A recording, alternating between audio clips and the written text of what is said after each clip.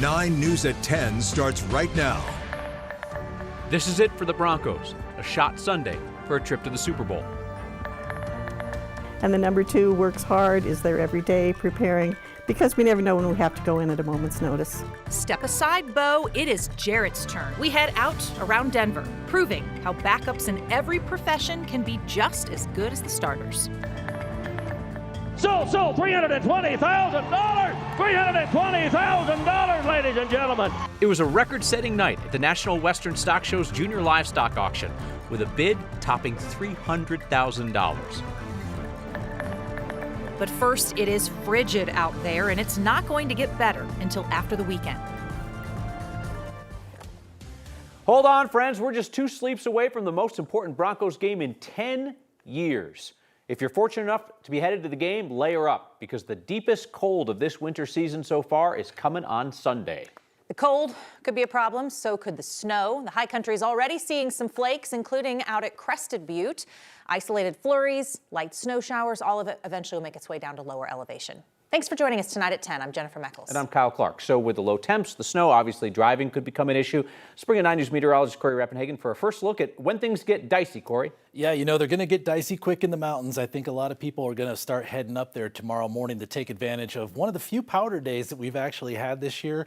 And then things are going to start to, we're starting to get it in here in the front range here real quick. So the roads could become slick here before we even get to midnight. Here's the Aspen snow stake right now. This is a live picture, hopefully going up to about 10 inches or so by the end of this storm event here, probably by the end of the day on Sunday. So we have winter weather advisories across much of the mountains, 6 to 12 inches. Wolf Creek Pass into a warning with 10 to 18 inches. It's all part of a bigger storm system that's really going to roll across the country with an ice storm just developing right now. And we're starting to see those more organized, heavier snow showers start to appear on the northern front range, and that will move right through the Denver area here within the next 30 minutes or so. So we'll start to get more of a, not so much flurries, but more of an organized band. But the really impact is going to be the cold temperatures.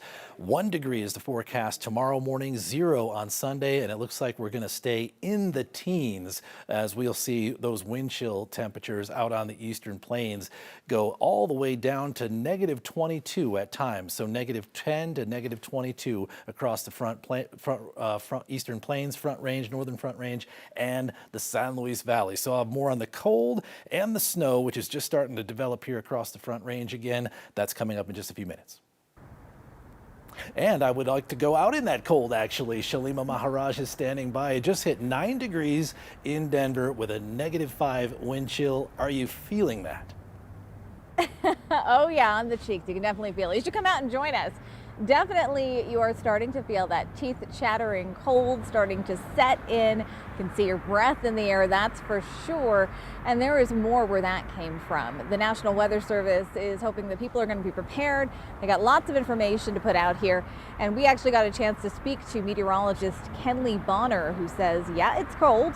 But after an unusually mild winter, this is going to be a shock to the system for a lot of people. The snowpack, we know, is not in good shape. It's the lowest on record. So there is some excitement about that possibility of snow coming. The system that's bringing all of this cold, dry air originated in Western Canada and came down over the last few days. Now, Bonner says by Sunday afternoon, there's going to be another cold push that's going to arrive on our doorstep. So if you're going to be at Mile High, you better bundle up. The temperatures at kickoff look to be about 23 degrees. With the wind chill, it's looking more like it's going to feel like 12 degrees. And that's only going to get colder after that. These cold temperatures do lead to, you know, that fluffier snow, less moisture content. But I think that we all agree we'll take what we can get at this point. Now, Kenley also says that come Monday morning, those frigid temperatures are still going to be around. But by the time you get home from work or school, the temperatures should start to go back up again. Live in Denver, Her name's Shalima Maharaj. That's all she said at the end. You didn't miss anything. One of the largest cold weather shelters in Denver opened this morning, despite uncertainty yesterday as the mayor and city council were disagreeing about the issue. More than 200 beds are now available at the former Doubletree Hotel on Quebec. Last month, city council voted down a contract to use that building as a warming shelter. City Council member Chantel Lewis said the mayor promised that that shelter would not be used in that way. Her district already has a high concentration of shelters. She says she wishes there was more advanced planning on this rather than a last-minute scramble. Every year, winter comes, and so the mayor and his administration had ample time to plan for this emergency. The emergency didn't start on Wednesday or yesterday. The exploitation of that emergency did. The mayor's office says they haven't had enough time to put together a new cold weather plan and get it approved by City Council, so they're going to continue to use that old DoubleTree on Quebec for this winter. It is so cold this weekend, the Denver Zoo had to close to the public. They closed today. They're going to stay closed tomorrow. Officials say most of the animals need to stay indoors in their inside habitats for their safety and their comfort. 9 News will continue tracking the storms and impacts throughout the weekend, both on air and online at 9news.com.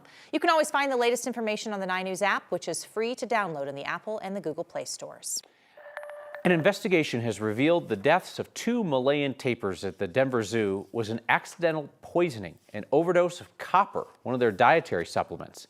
Leaders at the zoo say the misdosing was isolated to those 2 tapirs that died, 16-year-old Johnny, 18-year-old Rinny. They say there's no risk to other animals or staff or volunteer or guests. Malayan tapirs, considered an endangered species, usually live up to 30 years.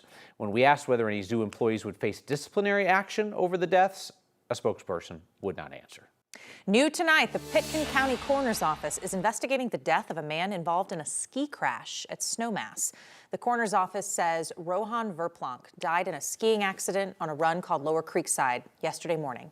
48 years old, was from Crested Butte. What happened, though, that's still under investigation.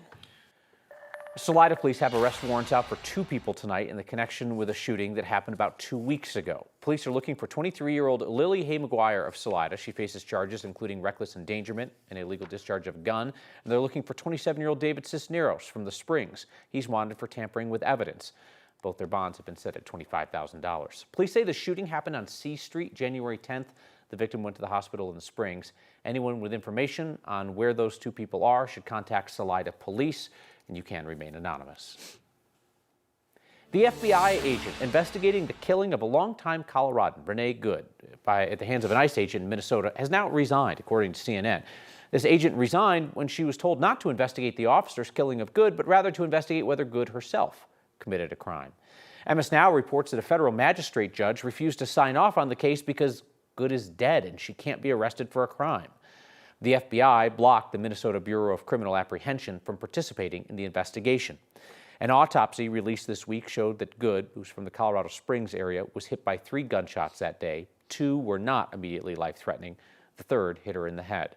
The Trump administration has brushed off calls for an investigation into the incident. They have called Good a domestic terrorist and falsely claimed that the agent who shot her has complete immunity. CDOT says they think they've maybe spotted a pattern related to the weather. After ending a pretty warm 2025, they say there were more drivers on the road and they also counted more traffic deaths last year. CDOT has released some preliminary data today showing 701 people died on roads in Colorado last year, up from the year before, 689. Before last November, Colorado was actually on track to have 3 years in a row of declining traffic deaths. Now they're seeing this small increase. Troubling, they say, especially for issues like impaired driving and protecting pedestrians and cyclists. Take a look live outside at Denver International Airport. Just one dark sky tonight, but the cold is really causing problems for travelers heading through our state today.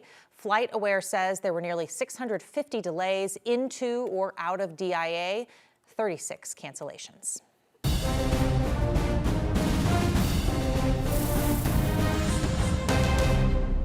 The Colorado Army National Guard is planning a 4-helicopter flyover for Mile High Sunday. Pilots will, of course, coordinate with the Broncos so they hit the exact timing of the end of the national anthem.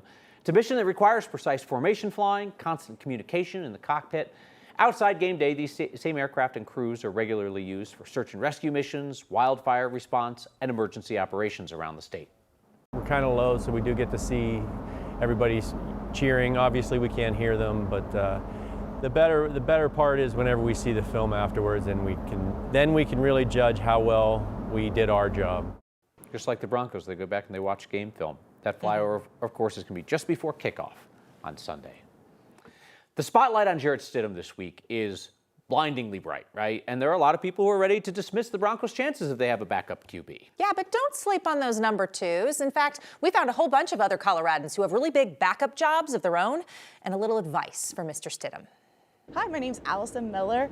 I am a United First Officer on the Boeing 757 and 767 fleet. I'm Lieutenant Governor Diane Primavera with the state of Colorado. Hi, I'm Brian Black. I'm Anastasia Blakely. My name is Colton Blair. We are the understudies for Dracula, a Comedy of Terrors. Let's put some respect on those names behind the scenes. My name is Robert Anderson.